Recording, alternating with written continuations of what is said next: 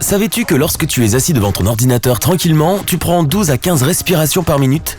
Et c'est grâce aux éponges les plus puissantes du monde qui te maintiennent en vie. Oui, je parle de tes poumons. À température ambiante, tu inhales environ 25 sextillions de molécules en une seule respiration. C'est 25 suivi de 21 zéros. Voyons ce que cela donne. Je me rétrécir pour devenir Mimi la molécule et t'emmener en voyage à l'intérieur de mon meilleur ami. Ok, aïe. Rappelle-moi de ne plus jamais faire ça juste après le déjeuner. Nous y voilà. Tu peux maintenant voir la poussière, les particules et les germes qui flottent tout autour. Es-tu prêt à aller jusqu'au poumon? Je peux entrer par le nez ou la bouche. Prenons le chemin le plus compliqué. Nous allons passer par les narines.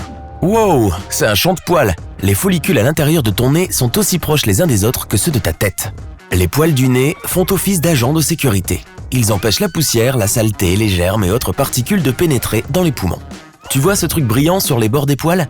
C'est une fine couche de mucus. Son rôle est de garder la muqueuse nasale humide et d'emprisonner les débris qui s'accumulent sur les poils. C'est comme une pépinière de crotte de nez, quoi. Plus loin dans le nez, les poils sont encore plus fins.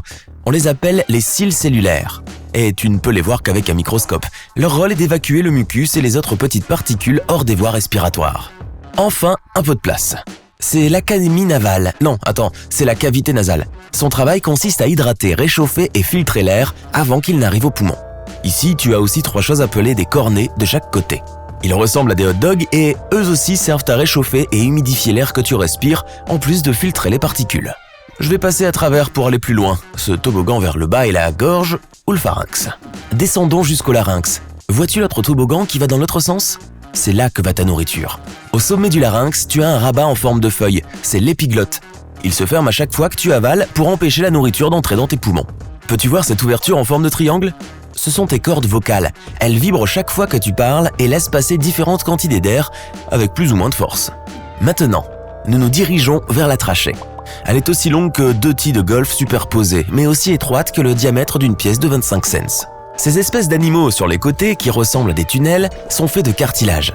C'est un tissu flexible et solide qui soutient la trachée. Quand tu respires, la trachée s'allonge et s'élargit comme un ballon.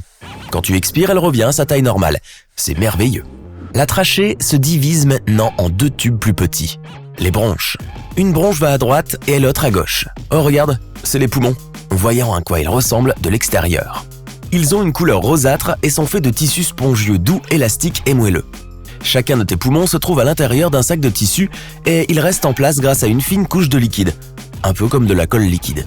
Le sac crée une surface lisse qui permet à tes poumons de se dilater chaque fois que tu respires. Tes poumons ont également une taille et une forme différentes. Le poumon droit est plus court que le gauche car il doit faire de la place pour ton foie. Mais il est également plus large que le poumon gauche. Sur la droite, tu as 3 lobes, le supérieur, le moyen et l'inférieur. À gauche, tu n'as que les lobes supérieurs et inférieurs. Il y a une encoche dans ton poumon gauche, c'est là où se trouve ton cœur. Salut! Un peu timide, hein? Juste en dessous de tes poumons, il y a un muscle géant, le diaphragme. Il agit comme un support pour que tes poumons et ton cœur puissent se reposer. Autour de tes poumons, tu as des côtes qui agissent comme des protecteurs. La pièce fermée dans laquelle vivent tes poumons s'appelle le thorax. Maintenant, entrons à l'intérieur pour voir ce qui se passe. L'endroit où les bronches commencent à entrer dans le poumon s'appelle le hile. Et une fois à l'intérieur, elles se divisent encore plus en lobes. C'est comme être à l'intérieur d'un tronc d'arbre qui se divise en millions de petites branches. Oh, attends une seconde. Qu'est-ce qui se passe ici? Le diaphragme se dilate. Est-ce qu'on va se faire expulser? Ok, non, on est en sécurité. Maintenant, regardons de plus près ces petites branches. Allons voir ici. Elles sont si minuscules qu'on les appelle des bronchioles. Elles sont plus petites qu'un grain de sable. Et à l'extrémité de ces petites branches, nous avons une collection de ballons. Leur nom officiel est les sacs alvéolaires. Non, rien à voir avec le saxo. Pardon. À l'extrémité de ces sacs, chaque ballon s'appelle une alvéole. C'est là que se produit l'échange de gaz. Allons à l'intérieur pour voir ce qui se passe. La chambre a une membrane à l'extérieur, quelques cellules épithéliales, et à l'intérieur, elle contient du liquide. Jusqu'à présent, je flottais dans l'air, mais maintenant, je suis tout mouillé. Les chambres des ballons sont entourées de minuscules vaisseaux sanguins, appelés capillaires. Ils ont des parois très fines qui permettent aux molécules d'oxygène de passer au travers. Peux-tu voir ces petites taches bleues qui flottent dedans et hors des capillaires? C'est du dioxyde de carbone. Il voyage librement vers les poumons de la même façon que nous sommes entrés. Après avoir vu tous ces tissus, ces cellules, ces protéines et enfin le plasma, nous devons trouver un moyen de transport. À l'intérieur des vaisseaux capillaires, il y a un énorme bus. On l'appelle un globule rouge et il est rempli de fer. Près de 70% du fer de ton corps se trouve dans les globules rouges. Il y a aussi 270 millions de compartiments. Elles s'appellent les molécules de protéines de l'hémoglobine et chacune d'elles comporte 4 sièges pour 4 molécules d'oxygène. Une fois que tout le monde sera à bord, nous ferons le plus grand voyage de tous les temps.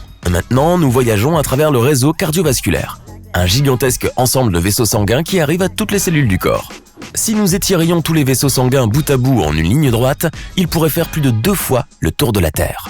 Tu entends ce puissant bruit de pompage? C'est ton cœur. C'est le moteur qui pousse l'oxygène dans tout le corps et là où il doit aller. Mais tu ne reçois pas tout l'oxygène dont tu as besoin de tes poumons.